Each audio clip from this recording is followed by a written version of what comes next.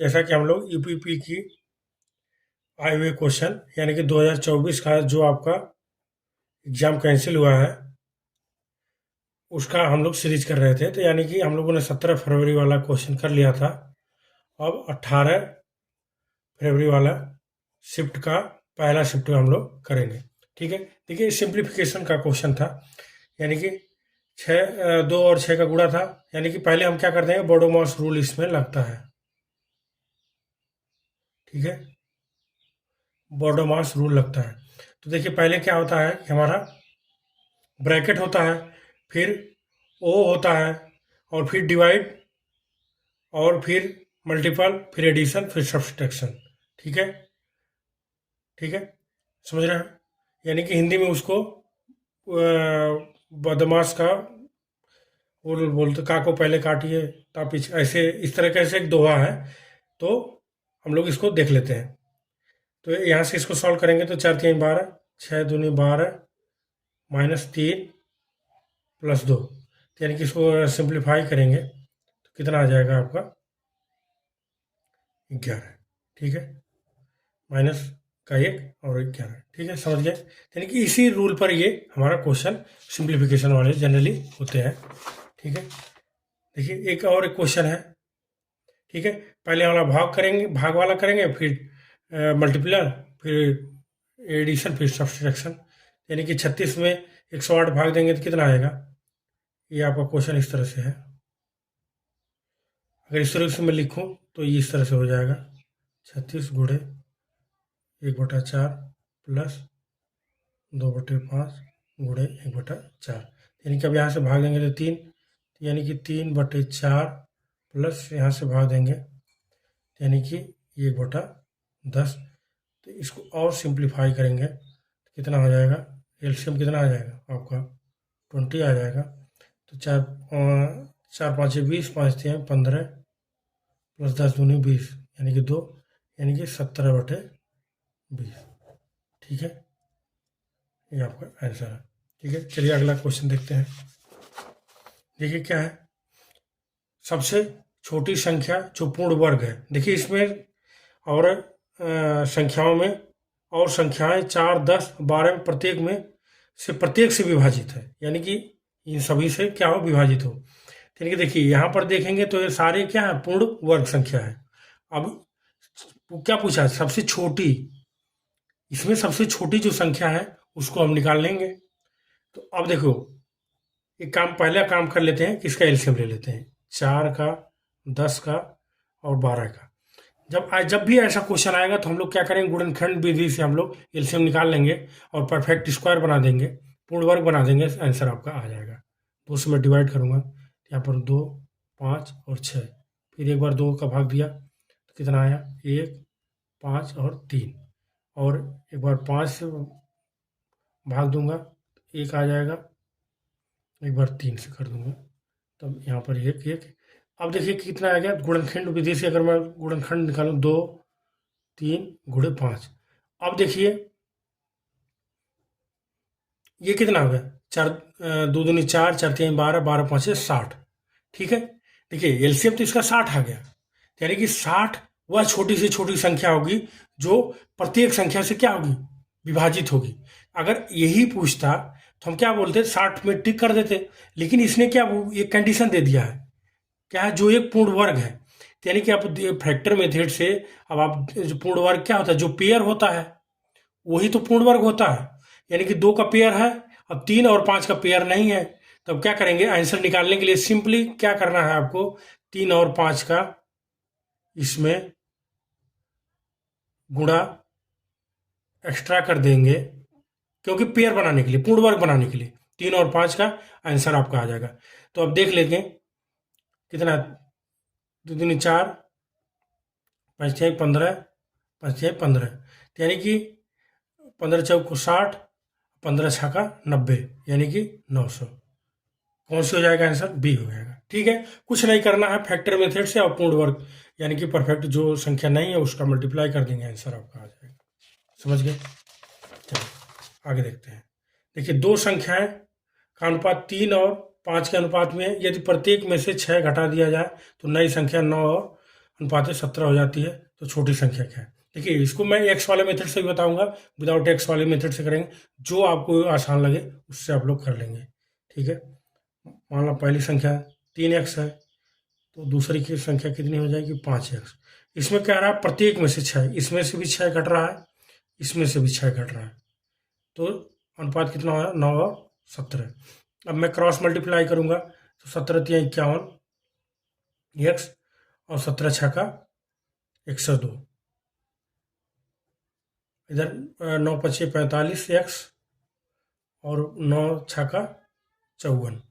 ठीक है, तो अब इधर से घटाएंगे तो 51 में 45, 51 में से 45 घटेगा तो कितना आ जाएगा 6x, और इधर 102 में से 54 घटेगा तो कितना आ जाएगा 48। ठीक है, तो x बराबर कितना आ जाएगा 6 8 48, यानी कि 8। यानी कि छोटी संख्या क्या है 3x से हम लोगों ने माना था, यानी कि 3 गुणे 8 क्या आ जाएगा 24।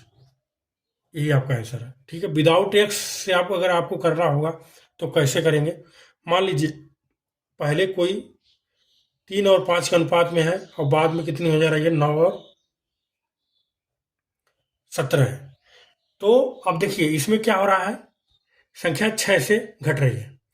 अब देखिए पहले का डिफरेंस कितना है 8 डिफरेंस है, और यहाँ पर डिफरेंस कितना है 4 डिफरेंस है। ठीक है, 2 डिफरेंस, सॉरी 2 डिफरेंस है। तो अब इस ऐसे क्वेश्चन में कुछ नहीं करना है, क्योंकि किसी भी संख्या में जब भी किसी चीज को जोड़ दो या घटा दो, अगर सेम संख्या है, बराबर संख्या से अगर जोड़ने और घटाने पे उसके रेशियो में कोई भी डिफरेंस नहीं होता है। ठीक है, अब देखिए अब क्या होगा कि इसमें क्या करेंगे, यहाँ पर 2 है, यहाँ पर 8 है, तो इसी चीज को हम बराबर कर लेंगे। तो अगर मैं इसको 8 यहाँ पर मेंटेन करने के लिए मुझे कितना 4 से गुणा करना होगा, तो कितना होगा 4 3 12 और 4 5 20। यानी कि पहले संख्या क्या थी 12 और 20 थी, अब घटा दिया गया तो कितना हो गया 9 और 17 है। ठीक है, अब देखो अब यहां पर भी 8 हो गया, यहां पर भी 8 हो गया, अब कितना कम हो गई 3। 3 क्या हो रहा है कम हो रहा है, लेकिन एक्चुअल में कितना घट रहा है, ठीक है 6 घट रहा है, इसके कितने गुना है 2 गुना है। ठीक है, तो अब आपकी इसमें छोटी संख्या क्या है 12, ये भी कितने गुणे होंगी 2 गुणे होंगी, 12 दूनी 24। समझ गए होंगे, यानी कि इससे भी वही आंसर है और विदाउट एक्स से भी वही आंसर है। समझ गए होंगे। चलिए देखिए क्या है, ए बी का 250% है, तो बी ए प्लस बी का कितना प्रतिशत है, यानी कि ए लिख देंगे यहाँ सिंपली, यहाँ पर बी लिख देंगे। ए जो है बी का 250, यानी कि अगर ये 100 है तो ये कितना हो जाएगा 250 हो जाएगा। अब पूछ रहा है बी ए प्लस बी का कितना प्रतिशत है, यानी कि 100 ये प्लस बी, यानी कि 250 प्लस 100 का कितना प्रतिशत, यानी कि 100 से गुणा कर देंगे। तो इसको तो इस तरह भी लिख सकते हो 100/350 गुणे 100, यहाँ से ये 5 दूनी 2 5 7 35, यानी कि 200/7%। अगर यही आंसर में दिखता तो हम टिक करते और आगे बढ़ जाते, लेकिन नहीं है। चलो एक बार और सिंप्लीफाई कर लेते हैं, इनकी 7 दूनी 14, 14 बचेगा कितना 6 हासिल, तो 7 8 56, 56 और 4 शेष बचेगा, यानी कि 28 सही 4/7, यानी कौन सा बी ऑप्शन। समझ गए, परसेंटेज का क्वेश्चन है आपका। अब देखिए ये क्या है कि आपका मिहिर और दीप्तेश के बीच में 1301 रुपये को इस प्रकार बांटिए कि 7 वर्ष बाद मिहिर की राशि और 9 वर्ष बाद दीप्तेश की राशि के बराबर हो जाए, यदि ब्याज 4% प्रतिवर्ष संयोजित किया जाता है। ठीक है, देखिए हिंदी में क्या दिया है इसने, वो नहीं दिया है, मतलब आपका कि किस मतलब साधारण ब्याज से या चक्रवृद्धि, लेकिन इंग्लिश में आपका क्वेश्चन क्या दिया है कंपाउंडेड दिया है, यानी कि चक्रवृद्धि। ठीक है, जैसे क्वेश्चन लिखा वैसी तरह से मैं लिखा हूं तो आपने चक्रवृद्धि से 4% से इसको संयोजित किया जाता है। तो देखिए, अब मान लीजिए अगर मैं एक्स मेथड से करूंगा तो लेंदी जाएगा। ठीक है, तो इक्वेशन बनाने आपको सिखा देता हूँ, कैलकुलेशन आप लोग कर लेना, और मैं दूसरे तरीके से विदाउट एक्स वाले तरीके से मैं आपको आंसर निकाल के समझा दूंगा। मान लीजिए, माना मिहिर को यक्स दिया जाता है, तो दीप्तेश को कितना दिया जाएगा? 1301 माइनस एक्स रुपये दिया जाएगा। ठीक है, तो यानी कि अगर पहला मिहिर को अगर 7 वर्ष बाद है, तो यानी कि इसको मैं इस तरह लिख सकता हूँ, तो ये बराबर तो आप जो जानते होंगे P1 plus R upon 100 into N. इसी को क्या लिख सकते हैं? एक्स 1/4/100 भागे 7। और दूसरा इक्वेशन दीप्तेश वाला क्या हो जाएगा? 1301 माइनस एक्स 1 प्लस 9, यानी कि इक्वेशन पहला है, ये इक्वेशन दूसरा है। ठीक है, अब देखिए इक्वेशन सेकेंड भागे इक्वेशन फर्स्ट कर दूंगा, तो क्या मैं इस तरह से इसको लिख सकता हूं? 1301 माइनस एक्स अपान एक्स।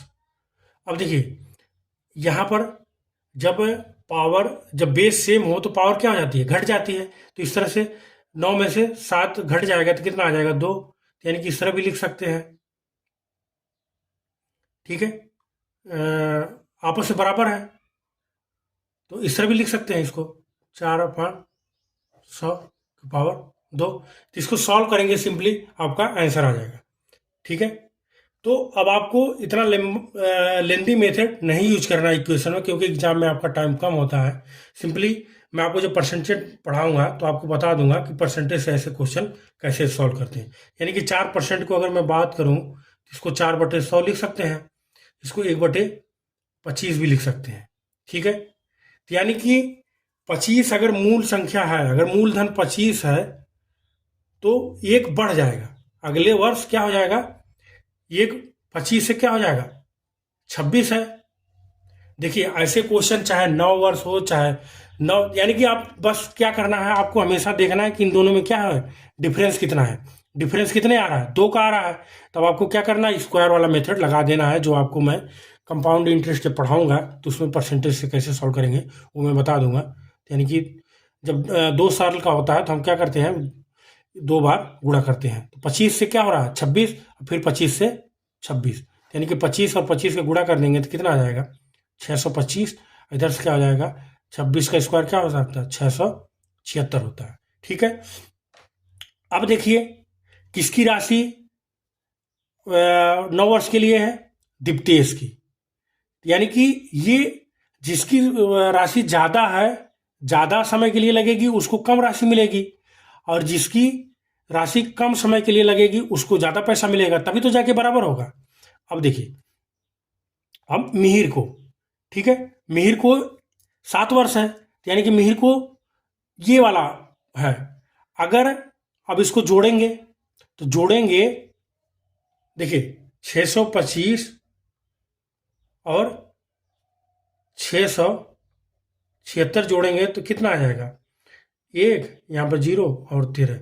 यानी कि देखो यहाँ पर क्या होता है, यहाँ पर एकदम सिंपल सा उसी पर दे दिया है। यानी कि अगर 1301 रुपये होते तो मिहिर को कितना मिलता? 676 मिलता, और दीप्तेश को कितना मिलता? 625 मिलता। तब आपका क्या है? 1371 रुपये पूरी हो जाते। वही इक्वेशन में आपका दिया है, तो आप क्या करेंगे? 676 रुपये किसका? मिहिर का हिस्सा। समझ गए? ठीक है, अगर इससे ज़्यादा वैल्यू रहती तो हम उसमें मल्टीप्लाई करके आंसर को निकालते।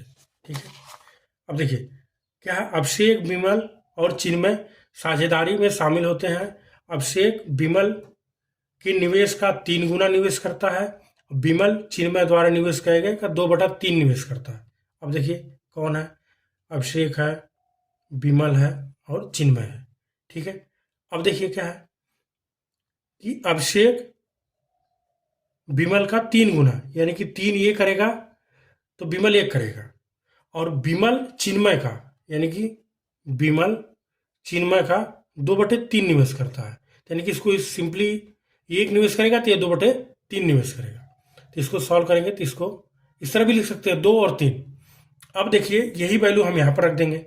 ए और बी में क्या रिलेशन है, 3 और 1 का है। बी और सी में क्या रिलेशन है, 2 और 3 का रिलेशन है। अब मैं क्या करूँगा, बी को बराबर कर लूँगा। अब बी को बराबर करने के लिए या तो मैं यहाँ पर 2 से गुणा कर दूँ, यहाँ पर 1 से गुणा कर दूँ, या तो इधर की चीज़ें इधर लिख दूँ, इधर की चीज़ें इधर लिख दूँ। तो चलिए यहाँ पर 1 लिख देता हूँ, यहाँ पर 2 लिख देता हूँ।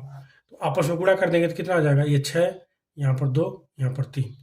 यानी कि ए कितना 6 रुपये पूंजी लगाएगा, तो बी कितना लगाएगा, 2 लगाएगा, तो सी कितना लगाएगा, 3, यानी कि चिन्मय 3 लगाएगा। यानी कि अगर ये तीनों अगर 11 रुपये लगाते, ठीक है, तो यानी कि इसको 6 रुपये लाभ मिलता, इसको 2 रुपये लाभ मिलता, इसको 3 रुपये लाभ मिलता। लेकिन ऐसा नहीं है, ठीक है। ये 11 रुपये का इनको, अगर मान लीजिए इसको 6, देखिए जिस जिस अनुपात में ये लोग पूंजी लगाएंगे उसी अनुपात में क्या होगा, इनको लाभ मिलेगा। यानी कि अगर 11 रुपये का लाभ होता तो इनको 6 रुपये लाभ मिलता, इसको कितना 2 रुपये का लाभ मिलता, इसको 3 रुपये का। लेकिन एक्चुअल में लाभ कितना है, 5,500 है। इसका कितना गुना है, 500 गुना है। अब पूछा क्या है, चिन्मय का, ठीक है। यानी कि चिन्मय का कितना हो जाएगा, ये भी 500 गुना होगा, यानी कि 1500। ठीक है, समझ गए होंगे। अब देखिए, ठीक है, अगला ये प्रॉफिट एंड लॉस का क्वेश्चन है। ठीक है, देखिए हर सेट में एक न एक टॉपिक से आपका कौन से एक न एक टॉपिक को टच किया है, हर टॉपिक से एक न एक क्वेश्चन आया हुआ है। ठीक है, देखिए एक आदमी एक वस्तु को 25% लाभ पर बेचता है। यदि उसने 20% कम पर खरीदा होता और इसे 12.6 कम रुपए में बेचा होता तो उसे 30% का लाभ होता, तो वस्तु का क्रय मूल्य। देखिए सिंपल से जैसा जैसा क्वेश्चन बोल रहा है, मान लीजिए कोई वस्तु 100 रुपये में खरीदा है, उसको 25 पर लाभ पर बेच दे रहा था, यानी कितने में बेच देगा, 125 में बेच देगा। यदि उसे वह 20% कम में खरीदता, यानी कि अब 80 में अगर खरीदता तो 30% लाभ पर बेचेगा, यानी कि 8 3 के 24, यानी कि 24 इसमें जुड़ जाएगा। 80 का 30% 24 होगा, तो कितना हो जाएगा, 104 रुपये में बेचता। ठीक है, तो 30% का लाभ होता। ठीक है, अब देखिए एक इक्वेशन आपका बन गया, तो कितने कम में बेच रहा है, 21 रुपये कम में बेच रहा है। लेकिन यहां पर कितना दिया है, 12.6 रुपये। ठीक है, तो इसके कितने गुना है, 0.6 गुने हैं।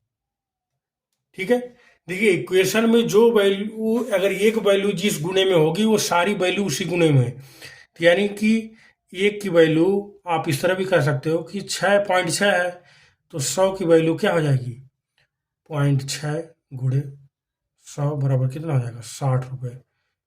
यही हम लोग को 100 तो ही सीपी माने थे, यानी कि इसका सीपी जो हो जाएगा वो क्या हो जाएगा, 60 रुपये हो जाएगा।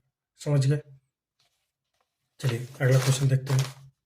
देखिए क्या है, मोहन और श्याम 800 के लिए काम करते हैं। मोहन अकेले 6 दिनों में कर सकता है, जबकि श्याम अकेले 8 दिनों में कर सकता है।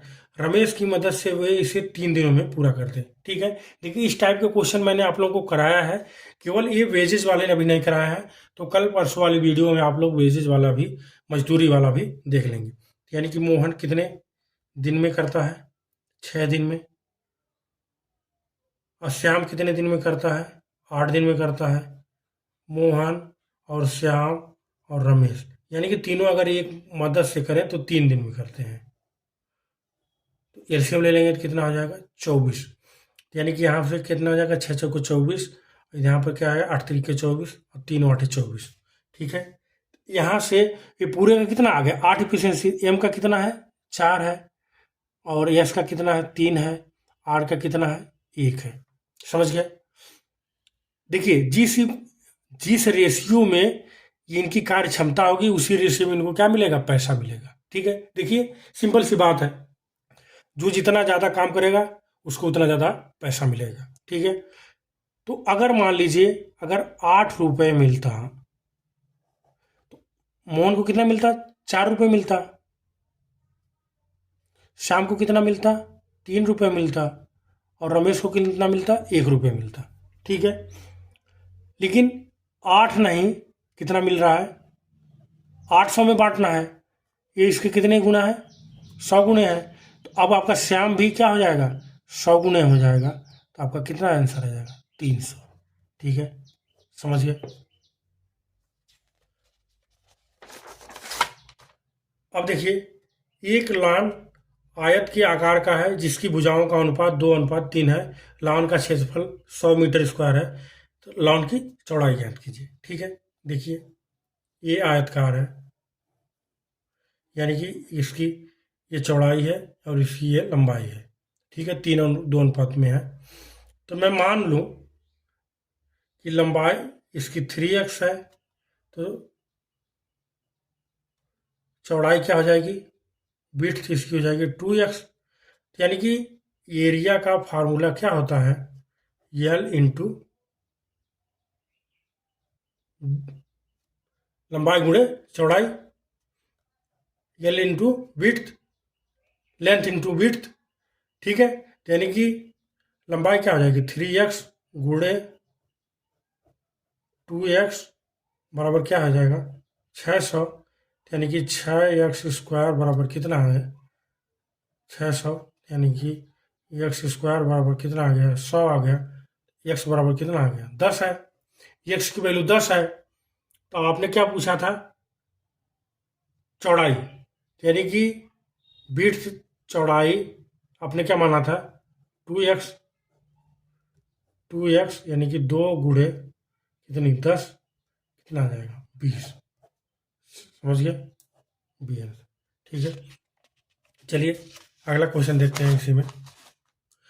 देखिए एक साइकिल 900 मीटर की दूरी 2 मिनट 30 सेकंड में तय करता है, तो साइकिल की चाल किलोमीटर प्रति घंटे में। ठीक है, अब देखिए आप लोगों को क्या है, चाल बराबर क्या होता है, दूरी बटे समय, सभी लोग को पता है। यानी कि अगर मैं समय की बात करूं, यानी कि 2 मिनट 30 सेकंड को अगर मैं सेकंड में कन्वर्ट करूंगा तो 6 मिनट 6×2=12, यानी कि 150 सेकंड। अब इसी फार्मूले पे मैं 900 बटे 150, यानी कि ये मीटर प्रति सेकंड आ गया। ठीक है, समझ गए होंगे, यानी कि 15×6=90, यानी कि 6 मीटर प्रति सेकंड है। अब देखेंगे आंसर में कोई है नहीं है, क्योंकि यहाँ पर क्या किलोमीटर प्रति घंटे में पूछा है। आपका आंसर की आपने निकाला किस में है, मीटर प्रति सेकंड में है। अब मीटर प्रति सेकंड में चेंज करने के लिए अब आपको क्या 18/5 से गुणा कर दोगे तो क्या हो जाएगा, किलोमीटर प्रति घंटे में हो जाएगा। तो 18×108/5, इसको सॉल्व करेंगे तो 5×2=10 और 5×1=5 और 5×6=30 किलोमीटर प्रति घंटा। ठीक है, तो कौन सा, बी ऑप्शन। समझ गए होंगे। अब देखिए सिंपल सा है, मीटर प्रति सेकंड है, इसको मान लीजिए एक्स है, तो इसको किलोमीटर प्रति घंटे में चेंज करना है। इसको क्या करना है, तो 18/5 से गुणा करना है, तो ये क्या हो जाएगा, ये किलोमीटर प्रति घंटे में चेंज हो जाएगा।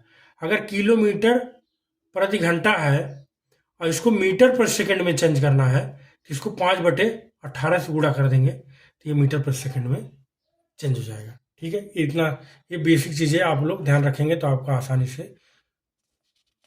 क्वेश्चन को सॉल्व कर लेंगे। ठीक है, अब देखिए क्या है, 3 संख्याएं, दूसरी संख्या पहली की से दोगुनी है।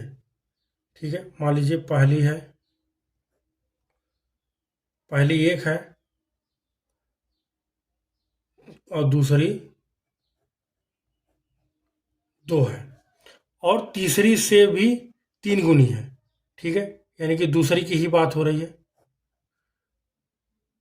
और ये तीसरी है, तीसरी से भी 3 गुनी है, ठीक है। यानी कि अगर इसको मैं रिलेशन निकालूं तो पहली,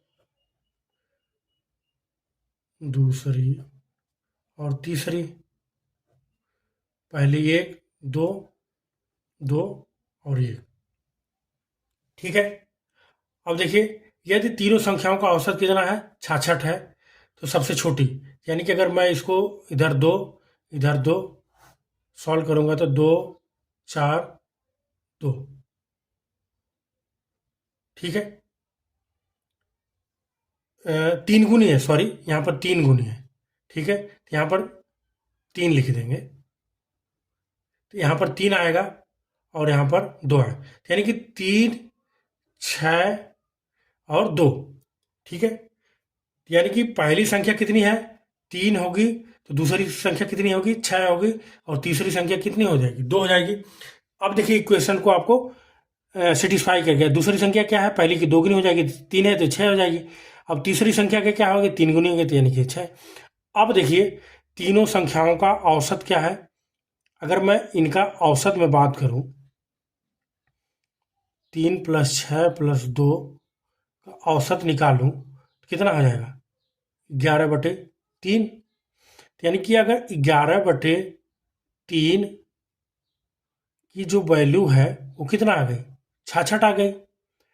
तो एक की वैल्यू तो क्या हो जाएगी, एक की वैल्यू 18 हो जाएगी, 11 छक्का 66, 36 का 18, तो यार एक की वैल्यू कितनी हो गई, 18 आ गई। तो अब आपसे पूछा कि सबसे छोटी संख्या, यानी कि सबसे छोटी संख्या कौन सी है, 2 है, यानी कि तीसरी संख्या, इसमें भी 18 से गुणा कर देंगे, तो 18 दूनी 36, यही आपका आंसर आ गया। समझ गए।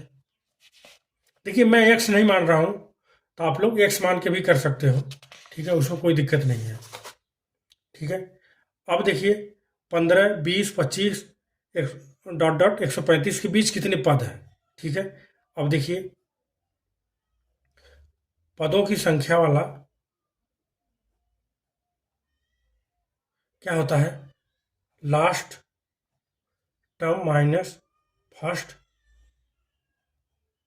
टर्म अपॉन डिफरेंस प्लस का 1, ठीक है। यानी कि अंत वाला पद माइनस पहला पद अंतर प्लस 1, यानी कि अब देखिए 135 माइनस 15, डिफरेंस कितना है 5 का प्लस 1, यानी कि 120/5 + 1, इसको सॉल्व करेंगे कितना आ जाएगा, 5 दूनी 10, 5 चौको 20, 24 से 25, यानी कि इसके बीच में पदों की संख्या कितनी हो गई, 25।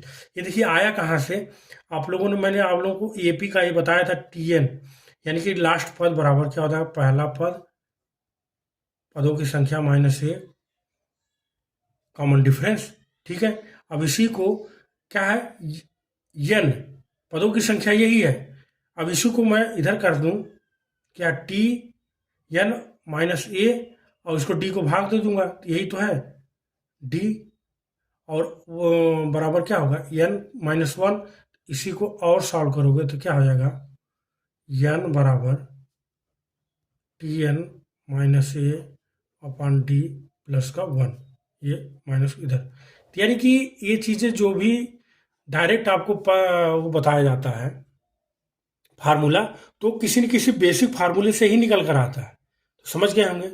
यानी कि इस तरीके से हम लोगों ने 18 तारीख के सेकंड शिफ्ट वाला जितने भी क्वेश्चन आए थे, DI वाले मैंने छोड़ के जो भी क्वेश्चन आए थे मैंने आप लोगों को करवा दिए, तो आप लोग ध्यान से इस वीडियो को देख लेंगे और समझ लेंगे, और बाकी दोस्तों को भी शेयर कर देंगे। धन्यवाद।